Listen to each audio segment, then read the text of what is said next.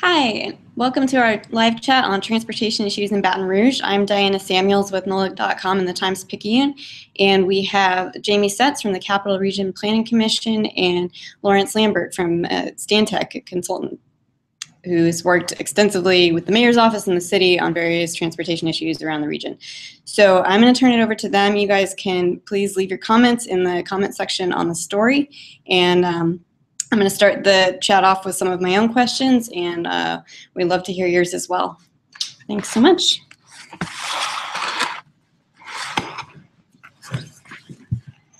Good morning, everyone. Morning. I hope you're not stuck in traffic.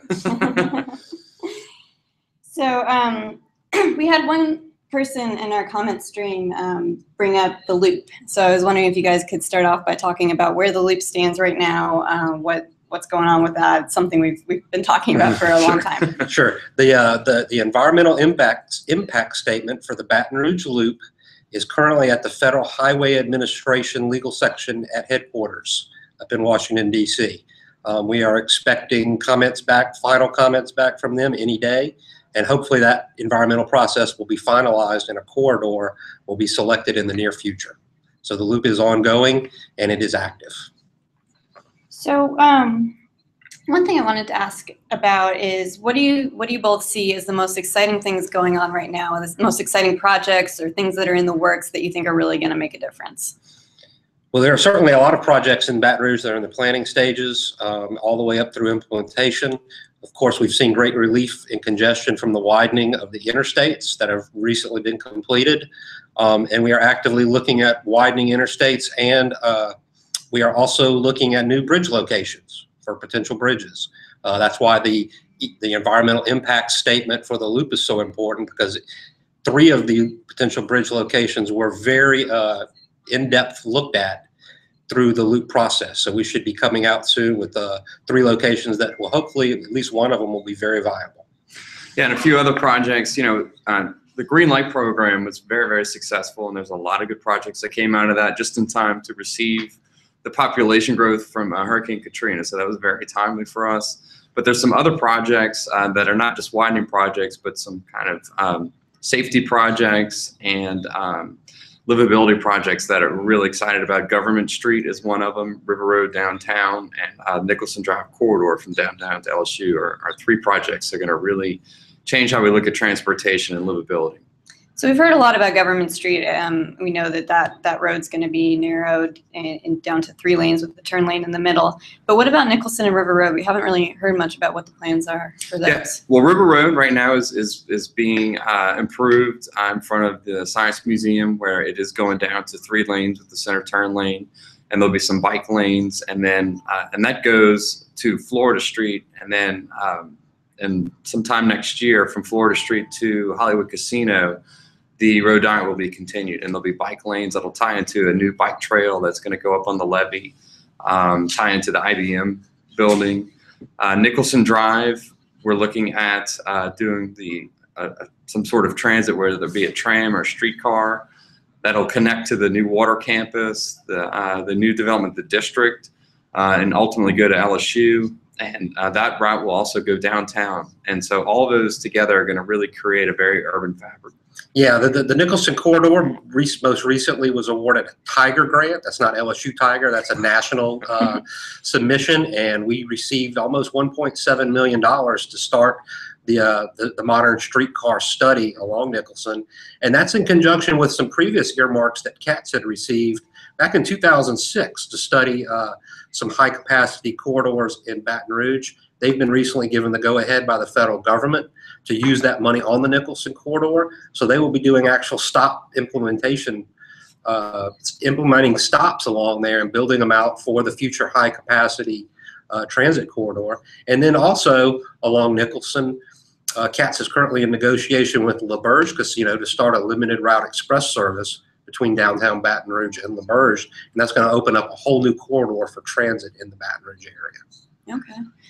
So on the bridges you mentioned, what are we looking at there? We don't have those locations yet? Well, there are 3 locations. There's one between Bruley and Addis coming over pretty close to where LSU is, and then there's another one between Addis and Dow, and then there's one further down between Plaquemine and White Castle that comes in the St. Gabriel area. The legislature requested that DOTD look at those, and so we are actively looking at all the different ways that those would, which one would be the best based on the current our future travel conditions and future travel patterns. And then we're also, as part of that study for the Louisiana legislature, we're also looking at what's been called the bump in Baton Rouge and the West Side Expressway. So all those are going to be looked at here, and there will be a report out in January from DOTD to the legislature. Okay. We actually, we're getting some questions now. The Truth 5000 has a pretty basic yet important question. Why is Baton Rouge traffic so bad? You know, we've been doing that at CRPC. We've been making some maps and just taking some Google screenshots of different cities around, especially the Deep South. And if you look at the map of Baton Rouge compared to other cities of comparable size or comparable densities, you'll see a grid pattern across the whole area with arterials, major highways. These highways don't have a lot of access points, a lot of curb cuts, and we don't have that in Baton Rouge. We don't have a very robust collector distributor network, so a lot of our state highways have to act as not just ways that people get across town or through town, but also ways people access businesses and just the communities that are along those highways. Yeah, and to add to that, when we did the future BR plan, we did some kind of regional modeling where we looked at congestion, and if the area from like mid-city and downtown that has a robust grid system, as Jamie was describing, showed, you know, moderate congestion, where if you look out in South Baton Rouge, Perkins Road, Bluebonnet, Segan, and all of that, all of those neighborhoods feed up into those roads and then ultimately to the interstate. So there's very few choices or routes. And so in traffic, we say you can distribute demand over time or space. And so if you run out of space, meaning you don't have alternate routes, you just have to leave earlier or leave later. And so when you have a grid system, you actually have options. So if you can see a bottleneck here, you can jump over to a different street and you have parallel routes. Like when you leave downtown, you can go Florida, Government, North Boulevard. All of those are parallel routes that can work as a system. Mm-hmm. Yeah, I live in Mid-City, and I haven't found, you know, that's kind of a grid street area, and it usually is just fine. It's once you get into the South Baton Rouge and the places where there aren't that grid that it tends to back up. But on the issue of bottlenecks, one thing I've noticed since moving here is it seems like when we have an accident, like it seems like everything's okay until we have an accident. Right. And as soon as there's an accident, it's just a mess, especially on the interstate. Is there, I know the state police and DOTD have been working on getting those things cleared a lot faster, but is there a reason that that's so difficult? Is it that we don't have enough shoulder space on our interstates, or is there something behind the way that's set up that it? Well, we just don't have a lot of diversions, and that's one of the things that DOTD has been studying, is looking at between every interchange across the Baton Rouge area, what happens when that interchange between those two spaces, the interstate is closed for whatever reason, maintenance or an incident. And what they find is that outside of the interstate, we just don't have that adequate grid network to divert people to. And this has great ramifications. The ramp metering that we have on our ramps has been very effective in relieving congestion during peak times, especially the approaching and ending peak times. But we can't use ramp metering to its full effect because we don't have places to move people once they've been time penaltied from entering the interstate. So just in the operations, you'll see outside of the grid system, and even within the grid system along the interstate, you have these issues because there's an innocent on the interstate. Even normal Baton Rouge traffic can't divert, much less talking about interstate truckers who are not familiar with the area. And so DOTD right now is looking at how do they upgrade over in West Baton Rouge Parish, both LA 415 and LA 1. So when incidents do happen, we can at least divert them to the old bridge, and then maybe some expedited routes down Airline and back down 110 to get people to where they need to go quicker. Yeah. I mean, the lack of routes, lack of choices. When there's a breakdown, where else are you going to go? There's only one interstate going through town. But I will say this, that the Department of Transportation has a very proactive and aggressive Intelligent Transportation System program, ITS for short. And a couple things happen underneath that program. Number one are the dynamic message boards, those big black signs that you see on the interstate that will let you know about congestion or incidents. So the very few alternate routes that we do have, you can utilize those. And also they have a traffic incident management program where you have, like, you know, the motorist assistance patrols, where if somebody has a flat tire, they can get out there and help them change and get that nuisance off the road where people are slowing down and rubbernecking, or also work with the police. You know, we have cameras and things like that that can detect incidences and cut down on response time. So all of those things fall underneath the umbrella of ITS, and it's a very, very proactive program that we have. And I'd like to say finally that this last legislative session, Senator Dale Erdy authored a bill, and it is now in effect, that on all state highways during rush hour from 7 to 9 in the morning, and I believe it's 4 to 6 in the p.m., that if there's a commercial vehicle or any vehicle that's blocking a travel lane, the police, as long as they're not negligent, can move that out of the way as quickly as possible. So these incidents where you've seen people unpacking water bottles from the backs of trucks for 4 to 6 hours, that shouldn't be happening here in the future, and that's going to reduce these clearance times even more. Okay, we have a couple of folks on Facebook talking about the area, the I-10, I-110 merge and split area. One person is talking about closing the Washington Street exit, which I know has been a suggestion for a while and a controversial one sometimes. And then another person is talking about, what if you restripe I-10 East and the I-110 South merge to 2 lanes? Make sure I follow him right.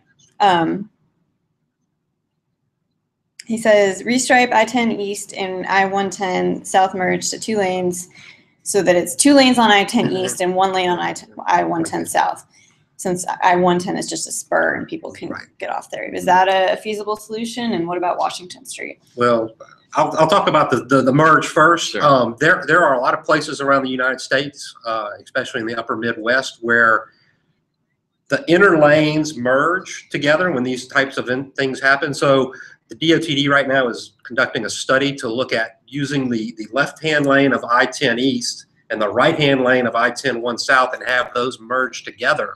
And so, in effect, each facility would get a lane and a half.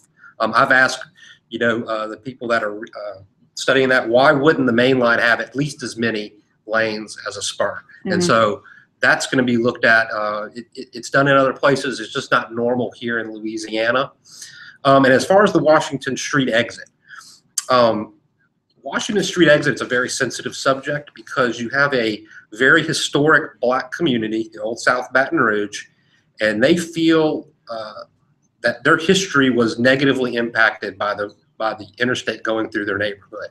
And they feel like the Washington Street exit was the only positive that came out of that very great disruption. And so when we talk about moving or changing the pattern of the Washington Street off and on ramps, we have to have a very candid discussion about how we're going to improve the Old South Baton Rouge community so that they don't feel like they've been negatively impacted a second time from the interstate. Mm-hmm.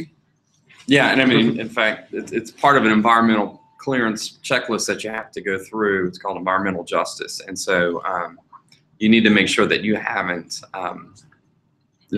negatively impacted one specific group or neighborhood. And so it's not just it's something that have to be formally go through a process. And so it would take a lot of time too. Yes. So it's not something that you can just go close real quick. It's not like it's a decision that can be made quickly. Would it help if it was closed? We don't know. The DOTD right now is doing a study, and they're looking at license plates of vehicles that are coming down I-110 and seeing how many of those are jumping over on the exit, because we don't really know how many people are making that great weave movement as they try to go from I-110 to the Washington Street exit. There's anecdotal evidence that a vast majority, maybe 5 out of 6 or 4 out of 5 people using the Washington Street exit are coming from I-110, and them having to get over 2 lanes as people coming off the bridge are trying to accelerate has been it hasn't been a safety issue, but it's been noted as a congestion issue. Yeah, and I-110 was restriped about 10 years ago to help I-110 and penalize I-110 a little more. And so So that they have kind of shifted some capacity from I-110 to I-10 about 10 years ago. Right, up until 2003 or 4, there were 3 lanes on I-110 going into over the lakes, and there was one merge lane from I-10. So having 1 lane is a lot better than what we had even 10 years ago. Emily, one of our reporters here in Baton Rouge, is asking about another area of town. She says, could subdividing blocks in a medical corridor along Essen, for instance, help alleviate traffic in that area? Is that possible with existing infrastructure? I know there's a study going on right now about traffic down in the Essen medical corridor area. Yeah, the Baton Rouge Area Foundation has a medical district study that they're looking at, and it's looking at a lot of different things. It's to make the medical district competitive on a regional, national level, but traffic is one of the main issues or impediments for them to really grow. And so one of the suggestions that came out of this study was to put in smaller grids or make it a block system. And we actually looked at that when we did Future BR. It is very possible, but what it does is it just distributes the traffic locally. It's not gonna really help the existing problem on Essen or Bluebonnet or Perkins. What it allow that area to do is to grow, with their proposed plans, but it's not a solution to existing conditions. Okay. So former Governor Edwin Edwards has been suggesting a double-decker interstate as one of his campaign talking points. What would that look like? How is that possible? Well, a double-decker interstate system is very easy to visualize because we have a perfect example of one in Austin, Texas. Now, it took Austin about 20 years to do their 3 or 4 mile or maybe 5 mile section, but it still has 2 components that we have trouble coming through on here in Baton Rouge, and that's one, it's a bunch of money, and 2, you're going to have a new bridge with that, pretty much where the old bridge is. So with the Water Institute coming in and the revitalization of downtown, it would be very tight to put another bridge in close to the current one. And like I said, it's still going to be 20 years away, and there's going to be a lot of disruption during those 20 years. Yeah, how do you do that? And would you have to shut down the entire? I don't think you would be shut down the entire interstate, but you would certainly have lane closures, and for whatever the small amount of shoulders we had, those would not be available during that time. And if you're a Baton Rouge resident during the 80s when they had the 8 years of orange barrels along I-12, you remember how disruptive that was. And this would basically be from the I-10-12 split all the way back into town at the bridge. So that not only is it expensive, it would be a heavy lift to make that happen. Okay. Getting away from the cars, will we have more bike lanes in Baton Rouge anytime soon? You want to answer that? Yeah, sure. I mean, there's lots being proposed. I mean, back to Government Street, River Road.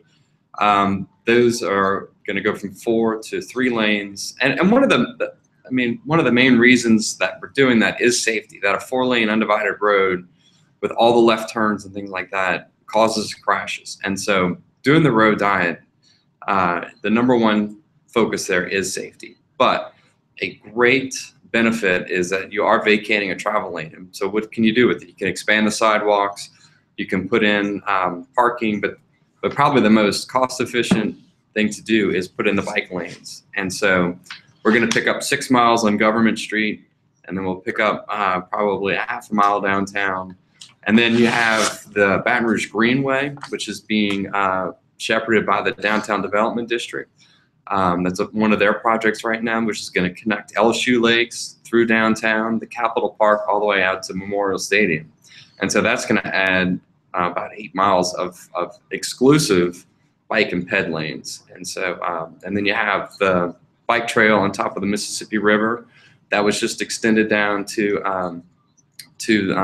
LaBerge Casino. Yep. So you go from all the way from downtown all the way out there on an exclusive bike path. And so there's a lot of bike paths that have been built and are also in the pipeline. I would assume that also has an impact on things like the trolley or light rail system, when you can give people a way to get to the stations or get to get from the stations to their workplace and do that last mile or last couple miles. Yeah, the great things about marrying modern streetcar and walking and biking is, one, it's a lot healthier. You reduce congestion, and we have air quality issues being a non-attainment area here in Baton Rouge. That's always had a big effect on how many roads that we've been able to build and the speed and timing of building those roads. The other thing I want to mention about bicycles is recently the DOTD awarded $300,000 for new bike racks. Those are going to be going in at Southern University and then in downtown Baton Rouge. We have a very active bike safety campaign. Actually, I think it's this weekend. We're going to have them the zombie ride, and I'll be talking more about that here in the near future. And we've started a bicycle pedestrian safety campaign that's talking about basically lighting people up at night. You know, wear retro reflective gear, have lights on the backs and front of your bicycles as required by law, because we're finding that most of the crashes that are happening between vehicles and bicycles and pedestrians are happening at night, and they're generally happening with younger riders. So we're really focusing on young riders and telling them what the laws are, and then trying to show them through this expanding our bike ways, show them where there are safe places to bike. And that's one of the key questions we've always had in the Baton Rouge traffic community is how many bikers would we have if we had safe places to bike? Because when we have unsafe places, we're still getting a lot of bikers. So we think we're going to see an explosion in bikers once we give families and recreational bikers access to paths and ways to go around safely, where they'll feel safe. Okay. What about the passenger rail from Baton Rouge to New Orleans? Is that something that is actually a possibility? It is a possibility. There was a study that was completed within the last year that a consultant did, kind of updating the study that was done back in 2009, the one that the governor stopped. It laid out where the stations would be. It laid out where a lot of the issues that we're going to have to deal with. One of the biggest issues is upgrading the rail bridge over the Body Carry Spillway. It currently is only a 10-mile-per-hour bridge. It's an old timber trestle bridge, and that's the first thing that's going to have to be done. New Orleans has looking. They think they've gotten about half the money to do that reconstruction. So the New Orleans area is in consultation with the Kansas City Southern Railroad, who owns that line, about getting that rail bridge, which is the key first component to get upgraded. I'm hopeful that in the near future we will see a Baton Rouge to New Orleans rail, and it's not just a special event rail. We're looking at the census data, and in 2010 census, more than 13,000 people are coming from the Jefferson Orleans Parish area, the metro New Orleans area, into Baton Rouge every day to work, and almost 12,000 from the North Shore. So when you look at these large amount of numbers, we can see that there are significant commuter traffic on our interstates. And if we can give people an option, especially if it's a no-cost option to the employer, which there's some IRS fringe benefit rules to do so, then we could actually save employees time. They could be working or reading their paper while they're on the train, and they wouldn't have to deal with Baton Rouge traffic when they get here. Sounds like a good deal to me. One thing we haven't really talked about is some of the parishes outside of Baton Rouge, which are obviously very important if we're looking for a regional plan. What are some of those parishes like Ascension and Livingston facing with their roads? My understanding is that since they're growing so fast, they're dealing with a lot of traffic and haven't really been able to catch up with the road system. Well, when I talk about that, I like to look back into history at East Baton Rouge Parish. In East Baton Rouge Parish, we had a population of a little over 40,000 in 1940. And then you fast forward 60 years later, we were about 440,000, a 10 times increase. Ascension and Livingston parishes are going to see about the same number of increases between 1980 and 2040. So they're going to have that same 60-year explosion, and they're about halfway into it right now. The current projections are that Ascension by 2040 will have doubled in size, and Livingston Parish will have gone from about a little over 130,000 to almost 300,000 people. So what we need to look at in those two parishes is how do they grow their infrastructure to to make sure that they don't have the huge congestion and safety problems that can occur when you don't do so. And I'll give you an example. Normally they say in Livingston Parish right now, they have about a $12 million a year maintenance budget need. They need $12 million a year to maintain the highways in Livingston Parish, and they're spending about $3.7 million. So in the short term, we just need to maintain what we have first. DOTD has found through surveys that that's what most Louisiana citizens want, is that the roads and bridges that we currently have to be operated and maintained properly, and to be that's the first and number one priority for everybody, is first maintaining what we have.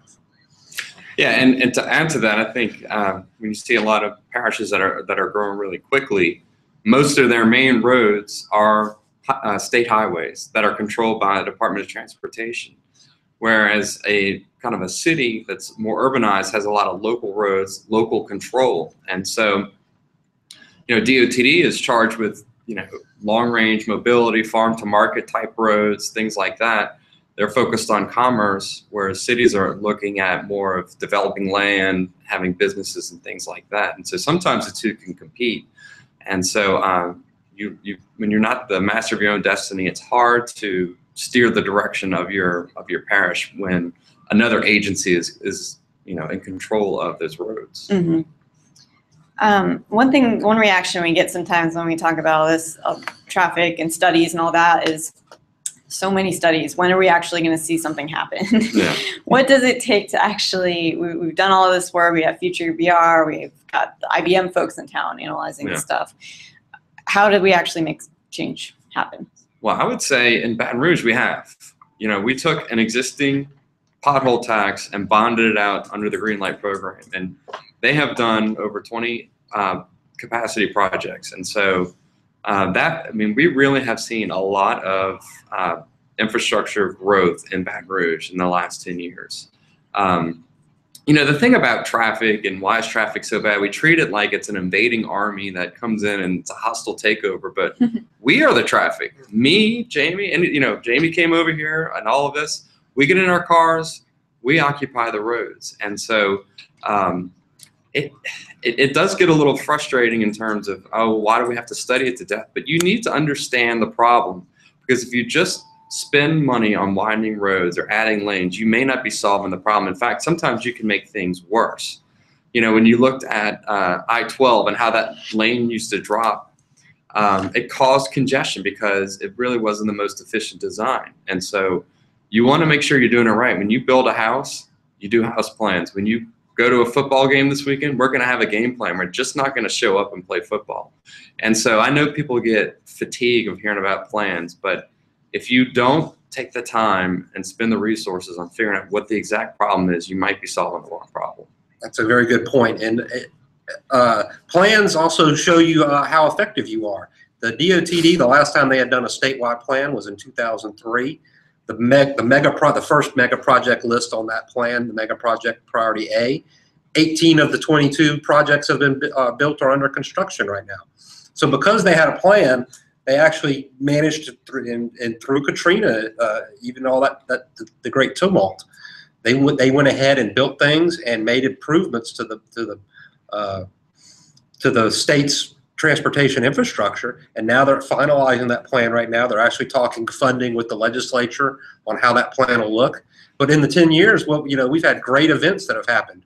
Hurricanes Katrina and Rita, the great natural gas oil shale boom that is transforming the river between Baton Rouge and New Orleans, and it's had incredible effects over in Lake Charles, where they haven't seen this type of boom since the 70s.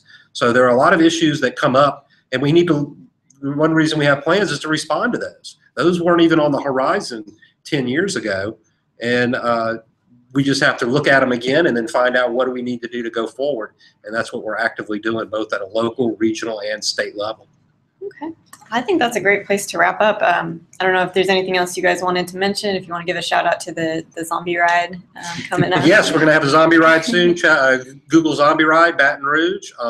It's going to be in the conjunction with the On Moving Pictures, a nonprofit dance group, is holding a 5K zombie run. So we'll be doing those together, and we're really trying to build awareness that at night pedestrians and bicyclists, you need to be extra careful because vehicles don't always see you, especially if you're wearing dark clothes. Got it. Well, thank you both so much for joining us, and thanks to everybody who's watching. And we'll have to do this again sometime because I think there's lots of questions out there about transportation and traffic We'd love to issues. do this again anytime y'all want. Thank you so much. Thank you.